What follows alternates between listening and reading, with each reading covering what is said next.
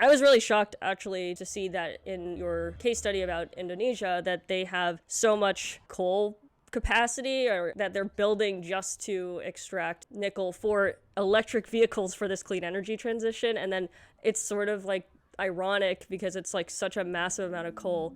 First and foremost, it's always important when we talk about impacts of minerals to also acknowledge that we like absolutely have to stop burning fossil fuels. Fossil fuels and the climate crisis is a huge contributor to human rights abuses around the world. But that being said, the urge to transition away from fossil fuels into renewables is not an excuse for human rights abuses and increased carbon emissions, which is what we're seeing in places like Indonesia. One of the things that's unique about Indonesia as a minor producer of nickel is that it processes everything that is mined domestically. So a few years ago, essentially the country banned the export of raw ore, and this is meant to build up the domestic economy. But one of the consequences is that where a lot of these processing facilities exist in parts of East Indonesia, including Sulawesi and North Maluku, are not connected to an electricity grid. The country is also really rich in coal, and so what we've seen is that there's been a massive build out of captive coal plants to power the processing of nickel in Indonesia. These captive coal plants provide no electricity to local communities. They're directly powering industrial activities. About 18 gigawatts of captive coal exclusively for nickel, either already in operation or in the pipeline. This 18 gigawatts is roughly compared to all of the coal that's burned in both Thailand and the Philippines combined. And these are also emissions